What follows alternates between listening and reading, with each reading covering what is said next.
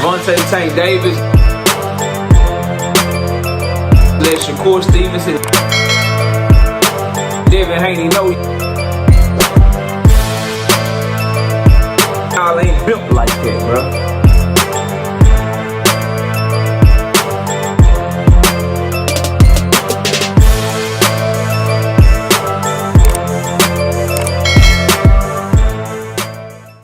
Abdullah Mason called out by Emiliano Vargas and Andy Cruz. He said Emiliano only believed in himself because he saw me get dropped twice in a fight that I knocked somebody out in the very next round. He said that Andy Cruz sent the damn contract.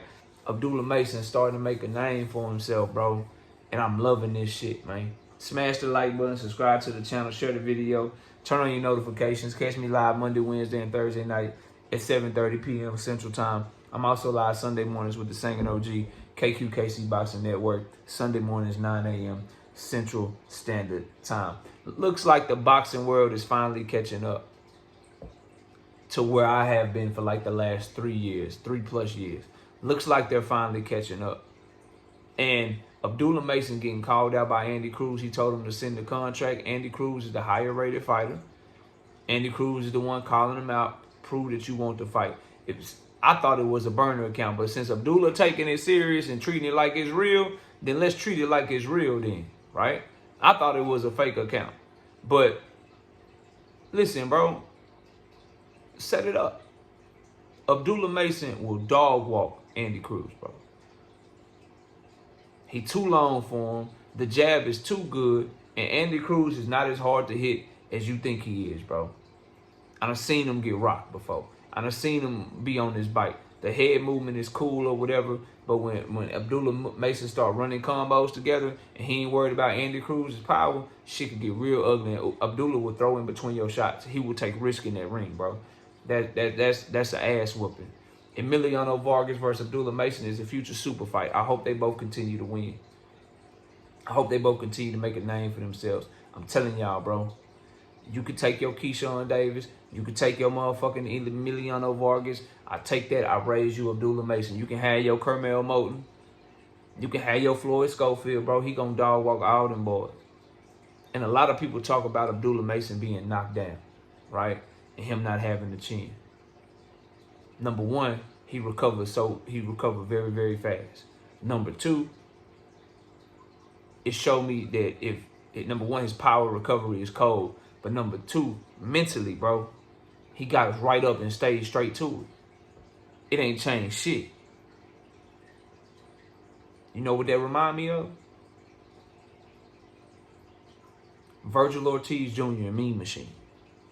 When Mean Machine put Virgil Ortiz Jr. down and his response was to continue to throw bombs and drop bombs, that's some shit you can't teach. That's some dog that you can't teach. So while all you guys is backing Andy Cruz, backing Keyshawn Davis, Andy Cruz 29 years old, Keyshawn 25, you backing them. Kermel Moton is younger, but what you don't know about them is what happened if they face adversity. We know what Abdullah gonna do.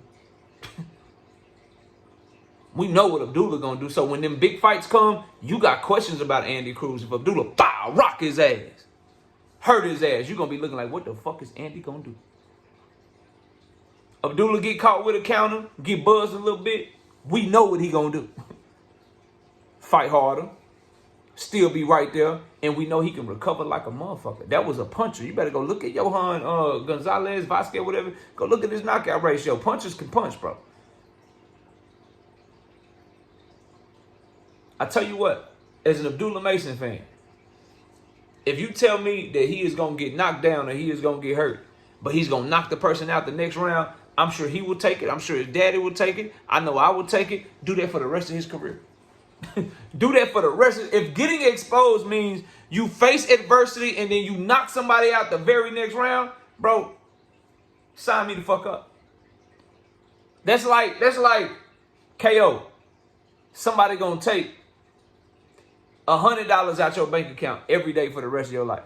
But on the very next day, they gonna deposit $1,000 into your bank account. Be like, well, nigga, I'm up $900. Do that shit every day. I'm up $900. Do that shit every day, bro. I'm gonna be mad. I'm gonna call and say, man, didn't nobody take that $100, man? Take that shit. I need that 1,000 the next day, nigga. That's basically what happened. Like, oh, nigga, he got put down. He knocked him out the very next round.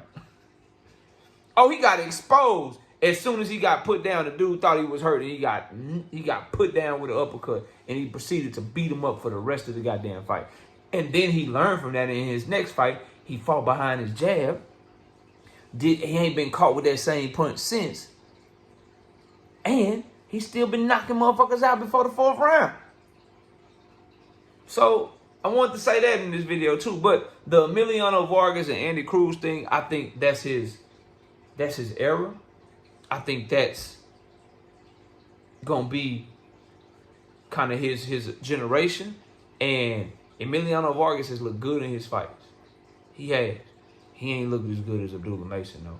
And I like the fact that they're in the same weight class, around the same age, Black American, Latino, base fighter, and Emiliano Vargas with the name of his father bagging him, Fernando Vargas or whatever.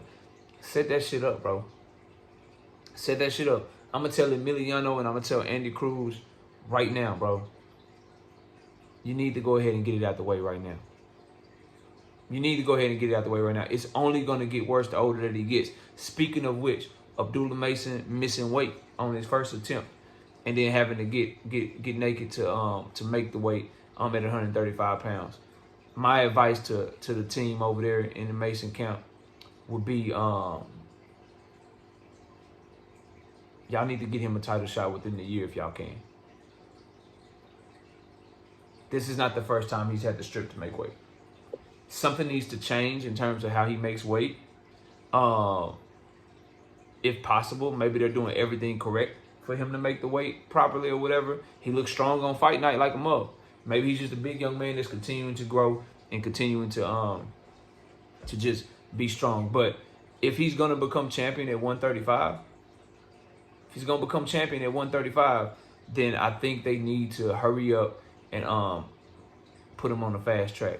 Make one of these guys fight him. To me, I see they're ranked highly in the WBC. Shakur Stevenson has that belt. I would love Abdullah Mason to go that route. I think a more feasible route, because Shakur Stevenson is probably going to be, he ain't going to be fighting no Abdullah Mason, right? He'll probably take this to pay the fight. And then he's going to be looking to not mess anything up to see if he can get that Tank Davis fight. And Abdullah Mason can fuck up all your plans. So if I'm top rank and you're moving Abdullah Mason, might want to find a way to get him into the IBF quickly. Set up a fight between him and Muratalla. Set up a fight between him and Keyshawn, the WBO champion. Get him in the WBO, get him in the IBF, set him up with those fights if you want him to be champion at 135 as quickly as possible. Because you don't want to see him not be himself because he's struggling to make weight.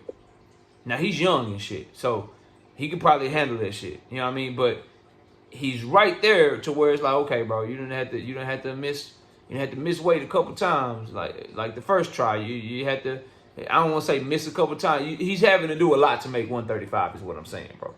And if he's going to be champion there, I don't think he's going to be able to unify. I think it's going to be like one of them Terrence Crawford, like, get the belt and you get your ass to 148 ASAP. I think it's going to be one of them because he's 5'9", 74-inch arm reach. Bud Crawford's 5'9", 74-inch arm reach. Kind of some same similarities. It's taking a lot for him to make weight because I think Abdullah Scary will be even better at 140 pounds, be even better at 147 pounds, bro. He's going to be stepping on dudes, bro. Stepping on them badly.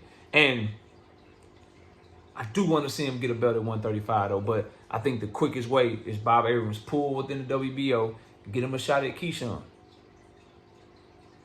Get him a shot at Keyshawn. Or if you don't want to put your two people up against each other just yet in a big fight, because, again, Keyshawn might be trying to wait on that Tank fight, then I say the IBF route through Muratalla. To put him in position to get that belt off of Muratalla if Lomachenko retires. But if Loma doesn't retire and he goes through Tank, then the problem is that pretty much every belt holder is waiting on the Tank Davis sweepstakes, which it might be a good play to get him highly ranked at 135, get a couple of 10 rounders at 135, and go straight to 140 to try to get titles up at 140. That might be what he'll have to do try to see if you can get Teofimo to fight him. If Teofimo goes to 147 and vacates, you get Abdullah Mason to be a 140 champion. Right? Because the IBF is Richardson Hitchens. That's a very winnable fight for Abdullah Mason. Set that shit up if you can. But Hitchens is a matchroom fighter. So his options are gonna be limited for being a champion at 135 right now, in my opinion, unless guys start vacating and moving up.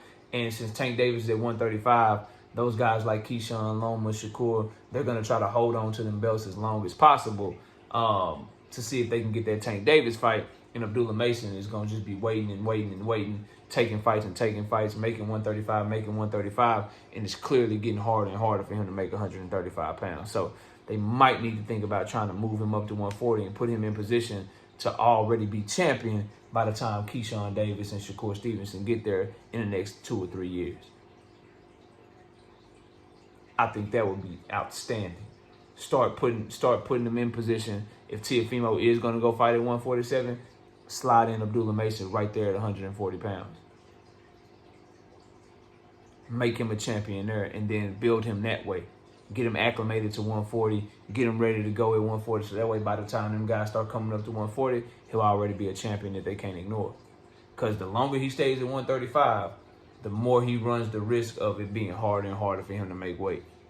But if he got another 2 or 3 years that he can make 135 comfortably, I think he can be a world champion. But it's looking like he probably got a year and a half left at the weight, if that, because making weight for him has been hard. So we'll see how it happens.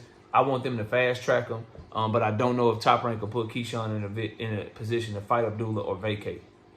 But they may do it. They may move Keyshawn up and let Abdullah slide in at that WBO, because Keyshawn a big boy too at 160 pounds. So he may go up to be a 2-division champion and fight, fight Teofimo or fight for the belt that Teofimo vacated, and then you can put Abdullah Mason right there in the WBO.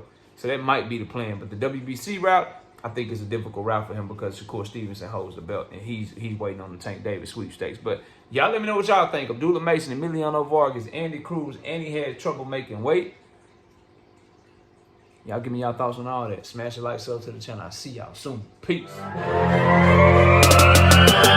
Gervonta Tank Davis. Let Shakur Stevenson. Devin Haney know.